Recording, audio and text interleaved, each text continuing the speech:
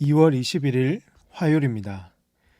오늘 새벽 우리에게 주시는 하나님의 말씀은 사무엘상 3장 10절로부터 4장 1절 상반절까지 말씀입니다. 여호와께서 임하여 서서 전과 같이 사무엘아 사무엘아 부르시는지라.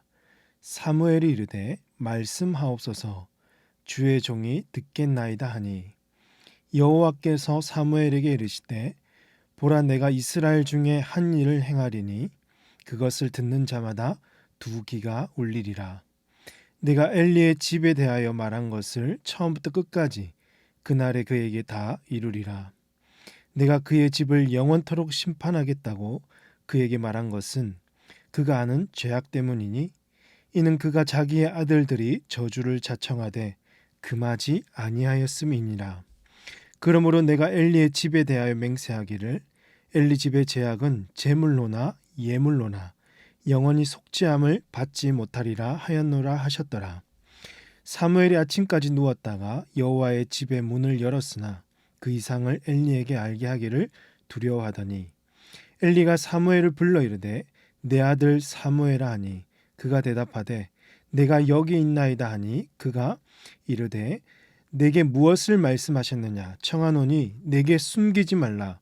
내게 말씀하신 모든 것을 하나라도 숨기면 하나님이 내게 벌을 내리시고 또 내리시기를 원하노라 하는지라. 사무엘이 그것을 그에게 자세히 말하고 조금도 숨기지 아니하니, 그가 이르되 이는 여호와이시니 선하신 대로 하실 것이니라 하니라. 사무엘이 자라매 여호와께서 그와 함께 계셔서 그의 말이 하나도 땅에 떨어지지 않게 하시니, 단에서부터 브엘세바까지의 온 이스라엘이 사무엘은 여호와의 선지자로 세우심을 입은 줄을 알았더라. 여호와께서 실로에서 다시 나타나시되, 여호와께서 실로에서 여호와의 말씀으로 사무엘에게 자기를 나타내시니라. 사무엘의 말이 온 이스라엘에 전파되니라. 아멘. 하나님은 사무엘을 3번이나 부르셨습니다. 처음에 사무엘은 엘리가 부르는 줄 알고 엘리에게로 가서 당신이 나를 불러서 내가 여기 왔나이다 라고 했습니다. 이렇게 하나님께서 3번째 사무엘을 부르셨을 때 엘리는 이건 분명 하나님께서 너를 부르신 줄 알고 사무엘에게 말하기를 주의 종이 듣겠나이다 하라고 알려주었던 거죠. 4번째 하나님께서 사무엘을 부르십니다. 사무엘아 사무엘아. 이 음성을 들은 사무엘은요, 그 즉시 말씀하옵소서, 주의 종이 듣겠나이다 라고 반응했습니다. 당시 이 시대적 배경은 어떠했습니까? 사무엘상 3장 1절에 기록된 대로 말씀이 희귀한 시대였습니다. 즉 사람들은 하나님의 말씀을 멸시했고 영안이 어두워서 이 말씀을 분별할 수 없는 때였죠. 그때 사무엘은 하나님의 부르심을 들었고 그 말씀에 즉각 순종하기를 원하고 있습니다. 다른 사람들은 몰라도 이 사무엘만큼은 하나님의 말씀에 민감하게 반응했고 그 말씀을 들을 수 있는 듣는 마음과 귀가 있었던 것입니다. 그렇습니다. 사랑하는 여러분, 오늘 그리스도인들도 사무엘처럼 듣는 마음과 귀가 있어야 됩니다. 이 시대에 우리를 부르신 목적이 분명히 있으실 텐데, 말씀을 통해서 듣고 주님의 종이 듣겠나이다, 주님의 뜻대로 우리를 부르신 주님의 목적대로 사용해 달라고 즉각적으로 반응할 수 있는 순종의 사람이 되어야 할 것입니다. 그런데 여러분, 이 일은 하루아침에 이루어지는 것이 아닙니다. 평소에도 늘 우리의 일상 중에서 주님의 말씀을 읽고 기도하며 묵상하는 가운데 하나님의 말씀을 듣는 훈련을 해야 하고요. 갈급한 심령으로 주님의 음성에 귀를 기울일 때 우리에게 말씀해 주실 것입니다. 그러므로 사랑하는 성도 여러분, 일상 속에서 말씀을 듣는 훈련을 늘 하시기 바랍니다. 언제든지 주님이 말씀하시면 주님 제가 순종하겠습니다라고 항상 준비하고 순종하는 저와 여러분이 되시기를 주님의 이름으로 축복합니다. 이렇게 사무엘이 하나님의 부르심을 받고 하나님께 처음 들은 말씀은 놀랍게도 엘리 가문의 심판 선언이었습니다. 11절 말씀에서 여호와께서 사무엘에게 이르시되 보라, 내가 이스라엘 중에 한 일을 행하리니 그것을 듣는 자마다 두 귀가 울리리라. 하나님은 엘리의 아들들의 죄악으로 인해서 이 가정의 멸망을 예고해 왔었고요. 하나님은 이 일을 처음부터 끝까지 다 이루실 것이라고 하셨습니다. 이것을 듣는 자마다 두 귀가 울리리라 라고 했는데, 즉 큰 충격을 받을 것이라는 말씀입니다. 하나님께서 이렇게밖에 하실 수 없는 이유는 엘리도 이미 알고 있는 그 집의 죄악 때문이었고, 엘리는 그의 아들들이 저주를 자청했음에도 불구하고 아들들을 너무 사랑하여서 금하지도 않고 말씀으로 훈계하지도 못했던 것입니다. 그 결과로 14절 말씀이죠.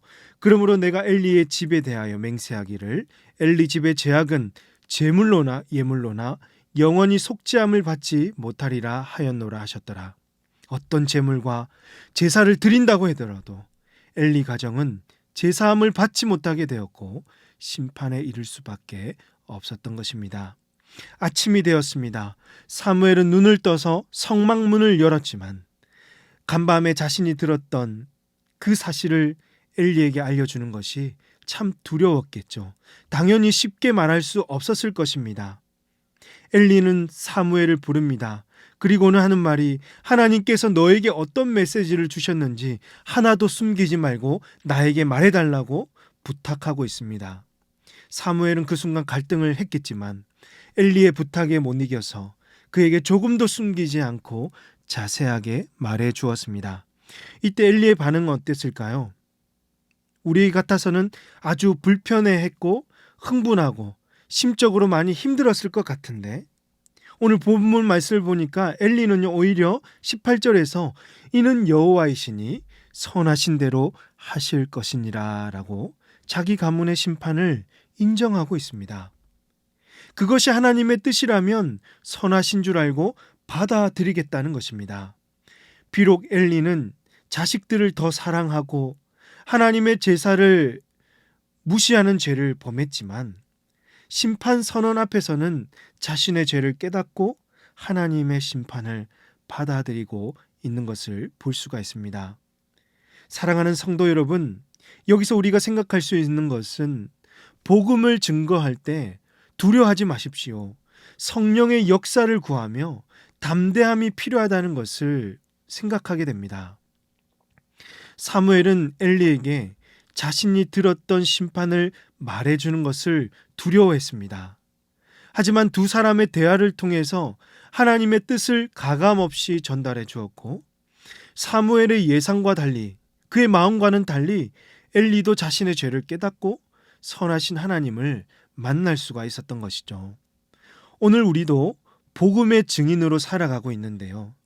여러분, 복음을 증거하실 때 두려워서 말을 못하거나 스스로 짐작하고 판단해서 이 말씀을 조금이라도 가감해서 소극적으로 전하는 순간들이 우리에게 생기기도 하는데요.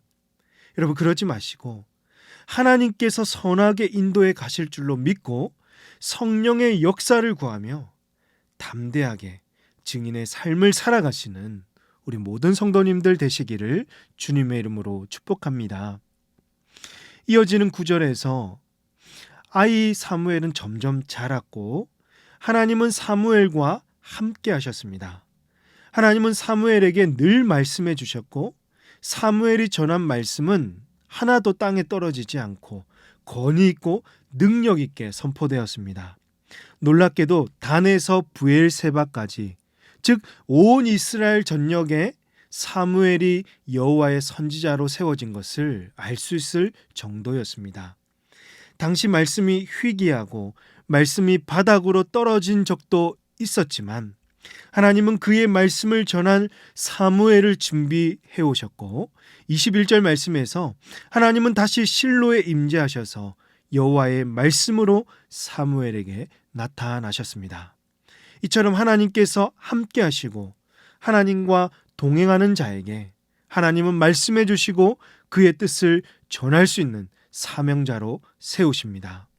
그러므로 오늘 성도 한 사람 한 사람이 이 땅에 사는 동안 하나님과 함께하며 하나님과 동행할 때 우리의 입술을 통해서 말씀이 되게 하시고 우리의 삶을 통하여서 그 말씀을 드러내게 하실 것입니다.